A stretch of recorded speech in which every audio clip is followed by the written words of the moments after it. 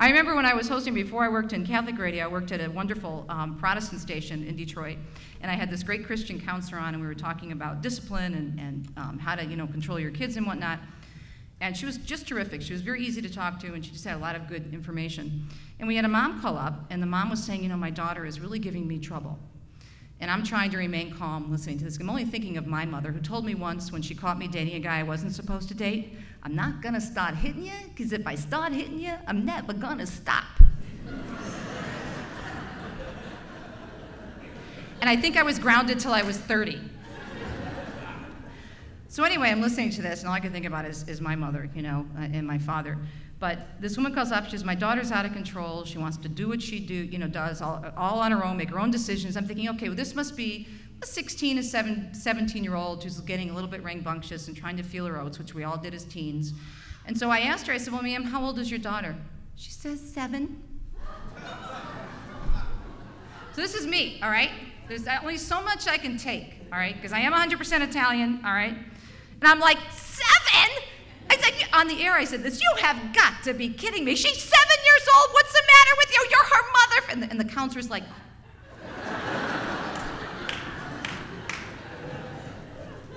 so.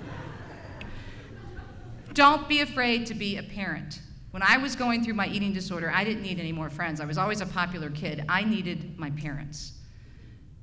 Take control of those media outlets in the home. What I told you today is just, as I said, a snippet of how bad it is. You wouldn't believe how bad it is. I research this stuff all the time because I speak on it, I teach on it, I do media training sessions, I work out there in the community with people on this issue. I go to high schools, I do all these different things. The devil is trying to get your kids. He's trying to get you, and he's also trying to get your kids. You have to be diligent about this. And if your kids really like you and think you're the greatest parent, I would say maybe you might want to tighten the reins a bit, okay? Keep yourself and your family informed of media issues.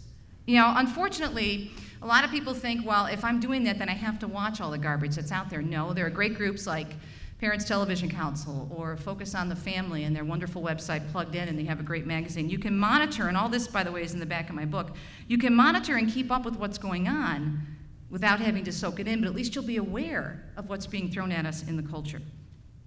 Help family, friends, and coworkers connect the dots with the big issues and why abortion is not just one issue and why it's not equal to the other issues.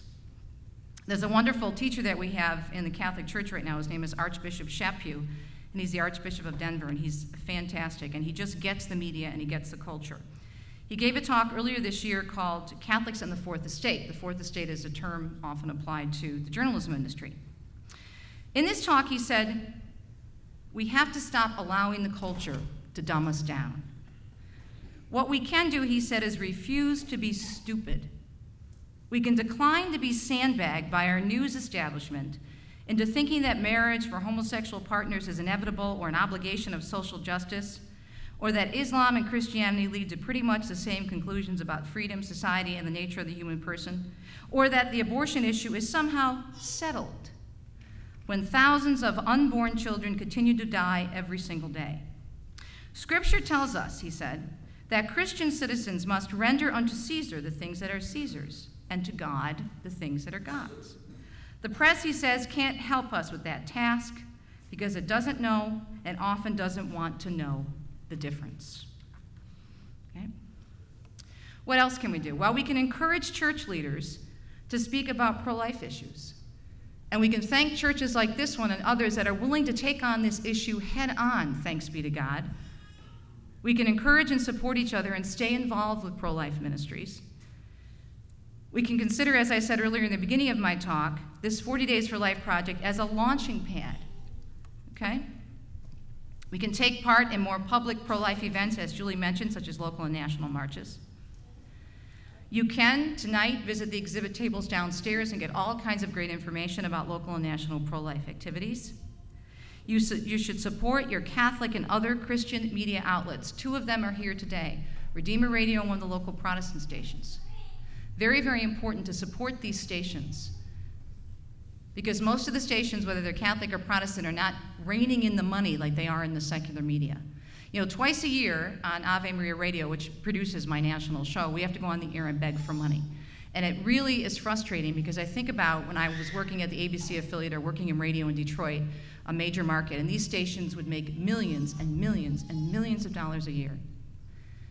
And yet, you know, these stations are going on the air, preaching the truth in love, and we have to beg for every single dollar we get. You can speak out, you can contact media, advertisers and programming executives, and news media outlets when you see something you like, as well as something you don't like, and write letters to the editor, especially on the pro-life issues. And people say, well, I write them and they don't get published or they change them, but you know what? Think of it this way, you are not only attempting to educate the public, but think about the statistics I gave you in terms of the lack of any Christian presence in the newsrooms, the lack of knowledge about the pro-life movement, the lack of knowledge about the facts or the denial. Your letter written to that newspaper may be the only truth that city editor or that copy editor has ever read in terms of the pro-life movement. So you may be helping to change a heart in that newsroom. You never know how those words of truth will affect someone. And put your money where your mouth is. Don't support products and organizations, events that go against our value system. Julie and I were joking around yesterday about, this morning before we went to Mass, about one of our favorite clothing stores called Chico's. And we said, you know, if they ever start supporting Planned Parenthood, we are so going to corporate headquarters because we just love this store and we can't imagine shopping anywhere else. And what are we going to do? And could you imagine sewing our own clothes? Heaven forbid. But if it came to that, I wouldn't be sewing my own clothes because I can't even sew. But, you know, it's not one of my talents. But I certainly would be writing headquarters or not supporting that particular group. We have to put our money where our mouth is. All right, so very, very important to do the best you can because obviously Planned Parenthood has got its tentacles, you know, it's like this giant octopus with tentacles everywhere. How they get into everything, I don't know. They've just got billions and billions of dollars and there's so many institutions and groups that support them. And so sometimes it's like virtually impossible. You'd have to live in a cave somewhere and be like Gil Gibbons and eat a pine tree, you know, in order not to be in connection with some of these groups. But you got to do the best you can, right?